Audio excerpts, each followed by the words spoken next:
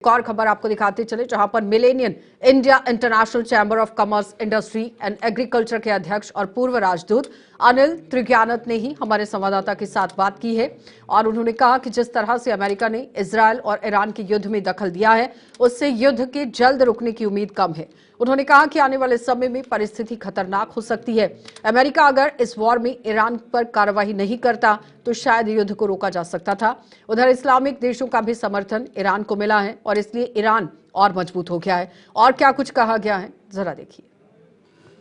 हमारे साथ बात करने के लिए इस वक्त पूर्व राजदूत अनिल त्रिज्ञानत सर हैं। सर, जिस तरह से इस वक्त इजराइल, ईरान और अमेरिका की एंट्री हुई, ये सबको आप कैसे देख रहे हैं? इस वॉर को कैसे देख रहे हैं? देखिए, मैं इस वॉर को एक बहुत विनाशक और विध्वंसकारी वॉर के रूप में देखता हूँ।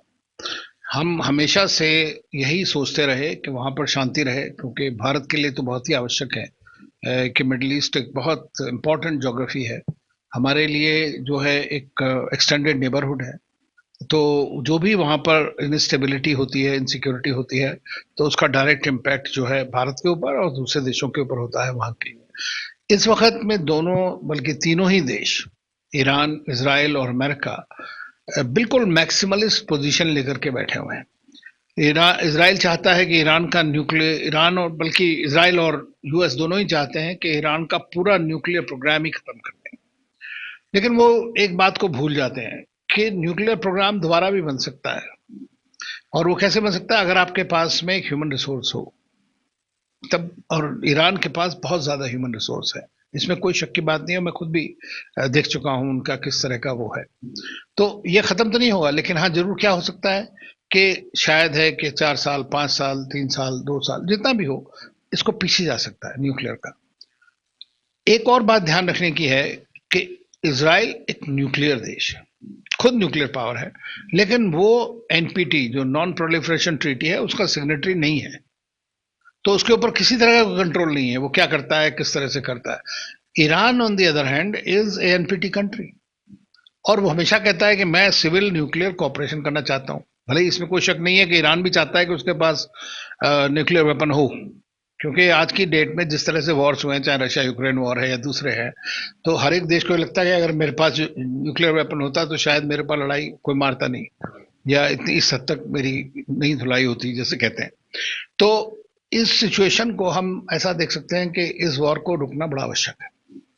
ये जो है अगर बढ़ता है आगे किसी भी हालत में, अमेरिका की वजह से बढ़े या ईरान, इजराइल, तीनों एक्टर बराबर ही रिस्पॉन्सिबल रहेंगे। लेकिन इस वक्त में सबसे बड़ी रिस्पॉन्सिबिलिटी अमेरिका की है, और प्रेसिडेंट ट्रंप ने कहा भी है कि अगर ये वन ऑफ है तो आप पीस करें, लेकिन पीस अंडर ड्यूरेस जिसको कहते हैं, कि आप धमका के शांति लाना, ये बड़ा मुश्किल काम है। तो आपको दोनों सब तरफ की रेड लाइंस को, सब तरफ के इंटरेस्ट को देखना होगा, तभी पीस हो सकती है। तो इसमें एक अहम चीज ये है कि जिस तरह से अमेरिका की एंट्री हुई, आपको लगता है कि क्या अब ईरान अमेरिका की बात मानेगा? क्या ईरान को जो अमेरिका कह रहा है उसको समझना चाहिए? देखिए, ईरान अभी तो सोच रहा है कि शायद है कि रूस और चीन उसके साथ सपोर्ट में आएंगे, और वो अमेरिका के साथ कभी अमेरिका की बात को नहीं मान सकता। ईरान की बेसिक पॉलिसी यह है कि विदेशी ताकतें, खासतौर से अमेरिका का, जिसको वो सैटर्न बोलता है, इस रीजन में कोई रोल नहीं है।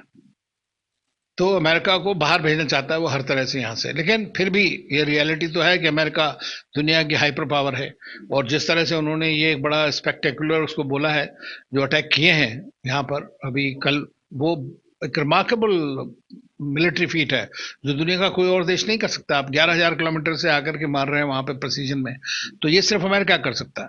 तो इसलिए अब उनको पता तो है कि बिना अमेरिका के कुछ नहीं होना, इसीलिए वो बातचीत भी कर रहे थे। देखिए, पीस डील के ऊपर पिछले 5 बार मीटिंग हो चुकी, छठी मीटिंग संडे को होनी थी, लेकिन नेतन्याहू ने उससे पहले ही उसको इतना एस्केलेट कर दिया अटैक करके वहां पे, कि उसका स्कोप ही खत्म हो गया। एक और अहम चीज है सर, इसका इंटरनेशनल बिजनेस पर कितना फर्क पड़ेगा और भारत पर इसका क्या असर रहेगा? देखिए, आप अगर देखें तो पूरा मिडिल ईस्ट जो है वो अफ्रीका, यूरोप और एशिया, तीनों के लिए एक सेंटर है।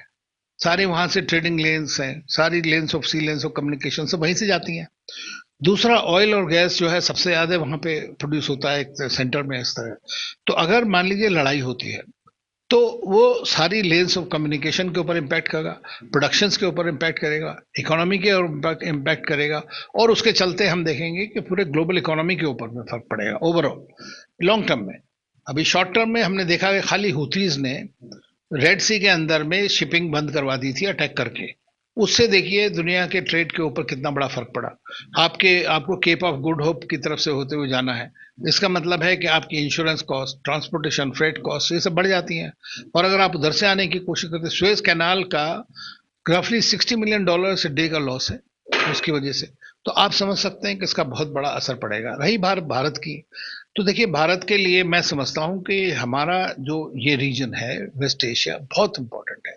हमारा सिविलाइजेशनल कनेक्ट है, एक्सटेंडेड नेबरहुड है हमारा, और हमारा वहां से लगभग 60 to 70% जो ऑयल है, गैस है, वो वहीं से आती है।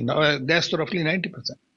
तो हमें डाइवर्सिफाई हम जरूर कर रहे हैं कि हम रशिया से खरीद रहे हैं इस वक्त में, दूसरे से, लेकिन ये कॉस्ट, और देखिए सबसे नजदीक है, 2 घंटे की दूरी पर रीजन है आपके पास में ऑयल रिच। आपको चाहिए ही ऑयल, जब आप ग्रोथ कर रहे हैं अपनी 8-9% की चाहते हैं, तो आपको एनर्जी की रिक्वायरमेंट बहुत ज्यादा होती है, और एनर्जी कंटिन्यूस सप्लाई बहुत आवश्यक है।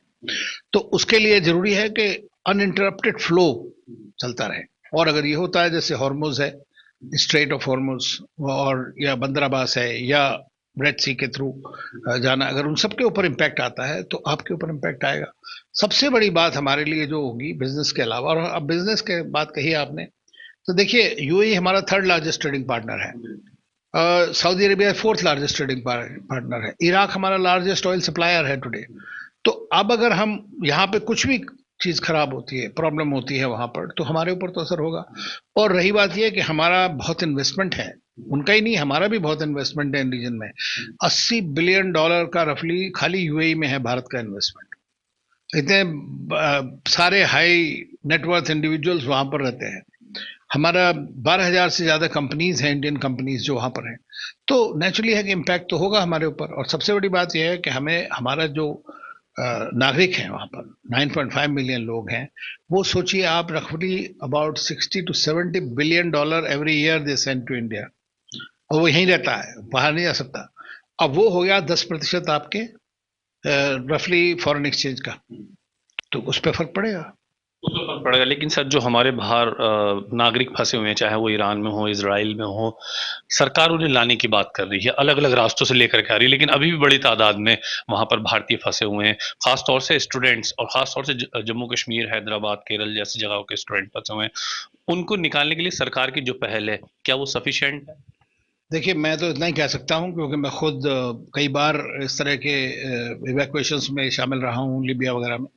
तो मैं आपको इतना ही बता सकता हूं कि जो भारत सरकार की जो मैकेनिज्म और मशीनरी और कमिटमेंट है, वो दुनिया में कहीं नहीं है अपने नागरिकों के लिए बाहर से भारत में लाना, कॉन्फ्लिक्ट जोन से।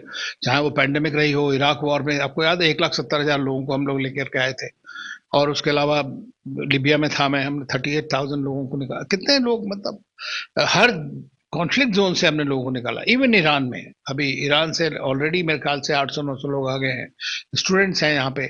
आपको मालूम है यूक्रेन वॉर हुआ, 20,000 स्टूडेंट थे, उनको निकाला गया हमने वहां से। तो भारत अपनी तरफ से पूरी कोशिश करेगा कि हर एक नागरिक जो है आ जाए। ओनली थिंग है उनको ये सोचना कि वहां पर जो भी लोग रहते हैं, या उनका अगर परिवार आपके चैनल के थ्रू सुनता है, तो उनको ये बताना चाहिए कि हमेशा एम्बेसी की बात मानिए, जो एम्बेसी की एडवाइजरी है। जिस तरह एम्बेसी जहां जो कह रही है वो करेंगे, आप सेफली आ जाएंगे।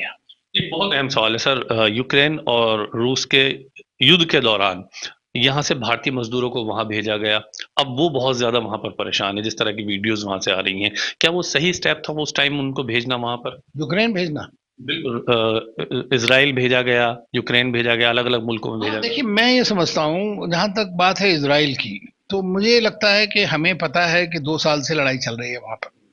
और जब अगर लड़ाई चल रही है, एक बार हमने इवैक्यूएशन किया था, ऑपरेशन अजय या क्या नाम लिया था, पिछली बार निकाले थे लोग, वापस लाए थे। हाँ, तो अगर हमें मालूम है कि सिचुएशन है, तो हमें शायद वेट करना चाहिए कि इन जगहों में। अब इसराइल को क्या है, इसराइल ने अब वो पहले तो सारे गाजा के लोग उनके काम करते थे, अब वो किसी को चाहिए नहीं, उनको चाहिए आदमी। अब उनको लगता है कि भारतीय, और इसमें कोई शक की बात नहीं है कि भारत के लोग जो हैं जिस भी देश में हैं, उनको सब वहां पसंद करते हैं। अब गल्फ में कहीं जाइए, वो इंडियंस को किसी भी दिन लेने को तैयार हैं।